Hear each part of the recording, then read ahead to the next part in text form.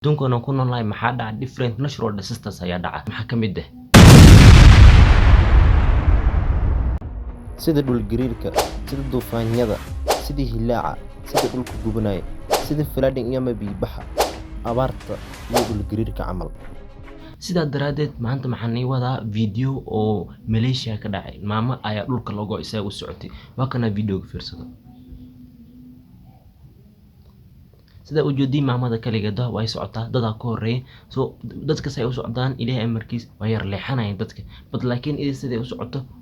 meela hug la dhihi la gooy meeshaas idin waa waxyaalo oo siin ku holdah oo adduunka natural disaster ka mid oo mar walba dhaca oo laakiin maxaana sabab waxyaalo anaka bini'aadanka dhulka korsoo bina oo sida dhulka marka la dhisaa dhulkooda marka la dhisaa marka ceylish waaweyn la qoda sida daraadeed ka soo bina sabab noqon kara alab marka baashis markay dhiceen lama ogaan karo oo sabab oo ama science mala dhul gariir camal waxaa jira like some things are jiro oo detect green but by today or tomorrow ama waxa la jira somehow to come waxa la karaa dhul gariir meeshas ka dhaca la karaa but this thing wax la ogaan kar mala Even sometimes xoolaha ama xayawaanada maxay tusin karaan science oo earthquake markuu dhici rabo ay tusinayeen ee videoga si fiirsada maxay tus doona sidii sinkhole u form gareysanta sida wujuudin waa kana dhulka waa laba leeya dhul rooba imaade biyihii dhulka ay galeen xiday soo biyaan waa galeen oo kus alab mar ana activity aan kursu bina dhulka maxaan ku qodina ceelan ku qodina maxaan ku qodina guriyan kordhisina so alab markii oo biyaha ka dhulka ay dhex galaan oo roobku da'o biyaha dhulka dhex galaan dhagaxya jira sida limestone jira oo meesha ku dhex jiro limestone dhagaxyo kala badan markay biyo ama acid isla form gareysmaan oo isku darmaan waa dissolve gareynaa sida videoga camal fiirso shiidmay camal in short waa shiidmay biyaha markay shiidmaan oo caadi u shiidmaan ma dhaca marka waxa form gareysmaa nafaaska dhagaxya ay ka bixeen nafaas abaray noqonay haba kali xageli dabala gali so that place or specific place oo habad ay gasho dhagaxyo ku jiro dhulka ay shiidmeen waxa qodma marka anytime oo qof ku istaaga oo ilaahay uu qadara أو كويستك أما جاري كودا أما جاري كورمر أما قف كورمر ولا جوا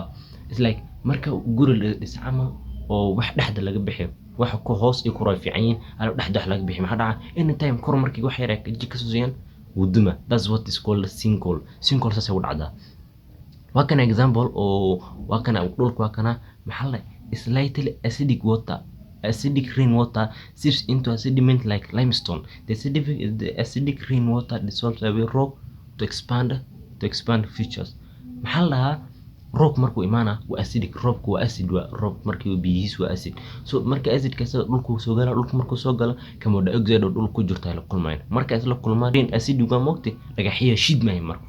markay shiidmaan sida acid waa fahmaysan oo malin I think so acidka sida dhagaxyo isku darsamaan dhagaxyo marka isku darsamaan waa shiidmay markay shiidmaan dhagaxyo nafaas ay hayeen ama culays ay hayeen culayska sagadii oo dhagaxyo ka shiidmaan meeshii abaray noqon oo waxba kuma jiraan that what causes marka nafaas haba kale ku jirto dabeel ku jirto ilaa xagaga so anytime a person oo isku soo kordhaca ama isku istaaga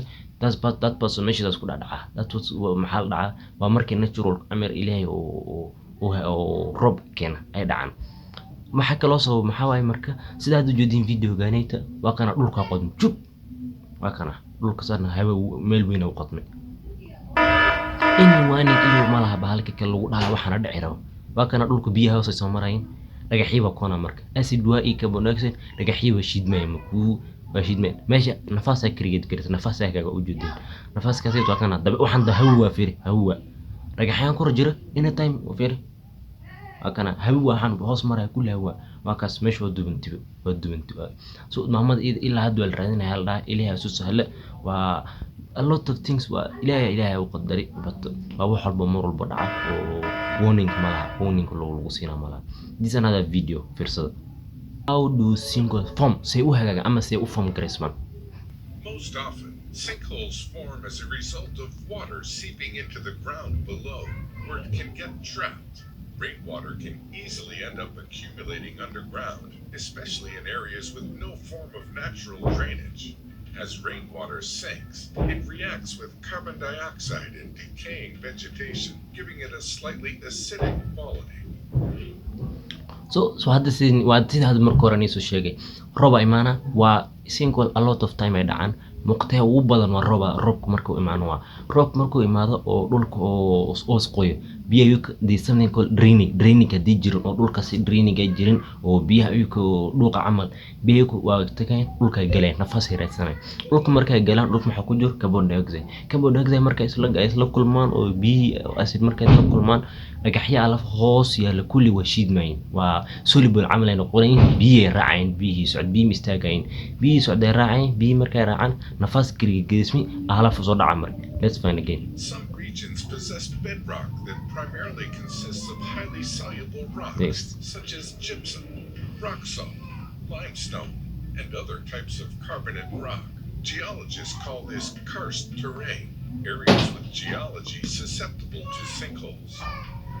As acidic water accumulates over time, the karst process begins, or the rock begins to dissolve, leading to the formation of sinkholes and caves. The acidic water gradually dissolves and breaks up soluble rocks underground, creating cavities. These cavities gradually grow in size as more rock is cavities waa yani ilka camal oo ku aragteen cavities waa meel hog camal hogay noqon camal laga wada in short cavities dad maqashid waa hog from charisma hagaga dissolved. Once enough of these cavities form, the ground on the surface gives way and sinks into the cavity. kaas waa hogay noqonay In some cases, human activity can prime otherwise so waa sida hadda soo aragteen waa explanation toosan insi maanta so waa kana marka maxaan u tusaa sidii bini'aadanka shaqadan ku kor qaban dhulka sidii u sababi karo intii dhacdooyinkaas camal ay dhacaan safe terrain, turning it into a potential sinkhole site. Okay. Over aggressive groundwater pumping, drilling new water wells, road building, heavy construction, and other development maxaa dhacdaa markii bini'aadanka ay dhul ay dhisayeen markii dhul la dhisaa markii ceelasha weyn la qoda oo zaid ku weyn la qoda markii guryaha la dhisaa markii wadooyinka la dhisaa markii ayuka badana ay dhacaan ba qalab bahalay sinkolka ay from Graceman alaf after hore kama dhacaan markii maanta camal loo dal dhis after period a long period markii la joogo markii ay dhacayeen marka oo qofkii la ugu targalaa ku dhaca projects can all weaken the underlying rock and Yes. cause water to seep into the ground below and start the karst process. Scientists also believe climate change may be a contributing factor to the maxaa la dhahay waa andare laba shay hadda la soo sheegay waa mid oo roob markuu imaana waa bini'aadanka waxay ku dunida kor soo biyaan wax sabab karo mid kale maxaa la dhahay haba isbedel climate change ayaa sabab noqon kara intii oo sinkhole uu form gareysmo formation of sinkholes. Researchers noticed a correlation between increased sinkhole formation and rising global temperatures. A recent study found that for every 3.38 degrees Fahrenheit increase in global temperatures, the number of sinkholes increases by up to 3%. This fluctuation in global temperatures can affect global rainfall patterns, causing more or less rainfall in certain areas. For maxaa la dhahay markii oo temperature oo increase gareeye the chances oo sinkhole form gareysma waa increase gareysma yani maxaa amal wax markay dhacaan wax kale increase gareysmayn markii saana waxaan increase gareysman tan waa increase gareysma that's what is it temperature markay hawada kor u kacdo waa rainfall some places waa kuleel zaid markay noqdaan roob imaana roobkan waa mid oo cause green bahashanayta that's what is it waa markii temperature markay kor u kacdo 30% oo meesha hawada markay kor u kacdo by just 3 degrees markay kor u kacdo 30% chances maxay increase gareysma intii sinkhole as form gareysma risk areas experiencing decreased rainfall, the amount of groundwater flow decreases as well. With this decreased amount of groundwater flow, water is more likely to get trapped underground, beginning the karst process. Dry weather can also lead to cracks forming in soils, which then have difficulty binding as firmly as they did before. These can become wedged open, leading in some cases to eventual collapse. maxaa way markii amal hawada ay bedelanto oo kuleel oo zaid nimaada oo dhulka oo maxaa la jiro waa aragteen ama inaan dhulka markuu roob zaid markuu daa oo dhul crack oo yeeshto crack garanaysiin crack oo yeeshto hawada alfa soo bixi marka uu yani meesha kullu nafaas create keesma dad nafaas oo meesha ku hagaaga it can cause sinkhole. Wow, inta dhulka as hoos u gooyo ay u sababi kartaa. In areas with greater rainfall, the water table can rise, leading to more rock dissolving and a greater chance of collapse.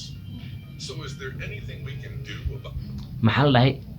wadamada oo roobka zaid ugu da I think Malaysia roob zaid ugu da wadamada roobka zaid ugu da waa roobka markii zaid u da oo draining ay jirin dhulka hoos ay galayeen biyo marka hoos galaan dhagaxyo hoos oo dhulka koray ayaa shiidma markay dhagaxyo shiidmaan oo nafaas create garisma nafaas soo baxa that nafaas can cause yani inta dhulkaas collapse gareeyo dhulka hoos u galo waa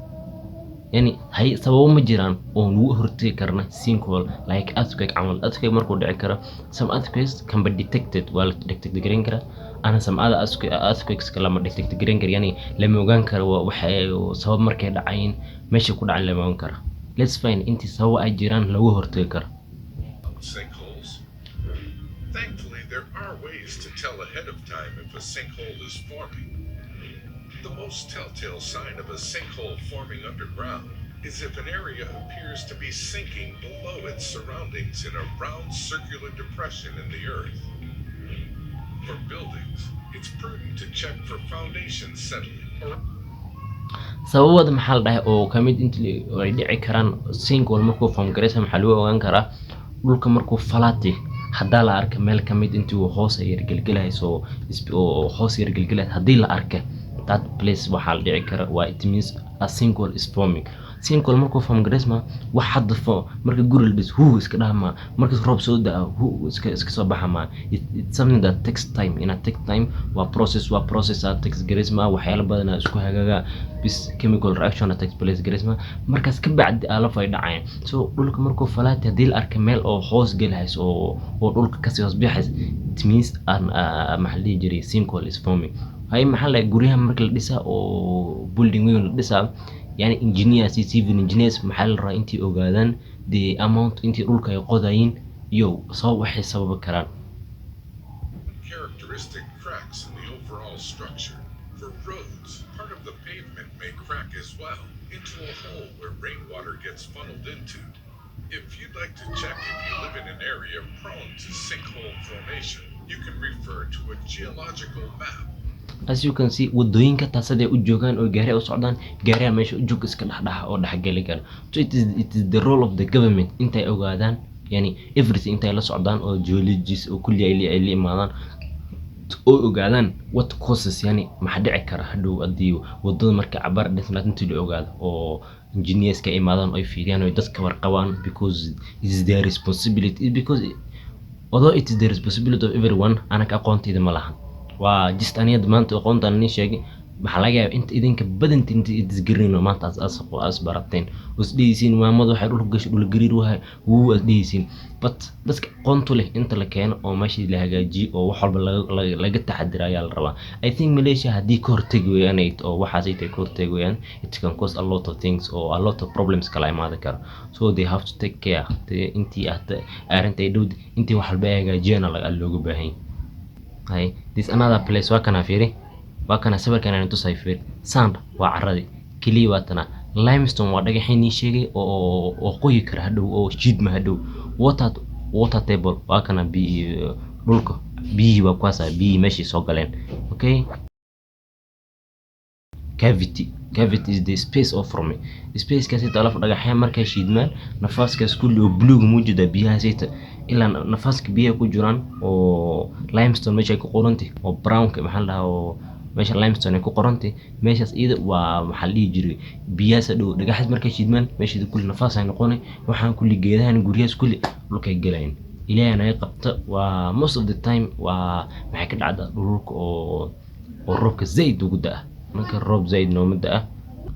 so guys maanta waxaan ku targal inta maanta inta saanin la wadaago oo nintuso si maamada idii oo wixii koos garay wixii dhulka saga soo go'ay wixii koos garay inta la wadaago maanta inta fadhiistay so maxaan ka cusnaa dad marka hore soo channel soo boqoto video ila inta maadi oo soo nooc cusubtay channel subscribe sar soo nabadgelyo bye bye guys.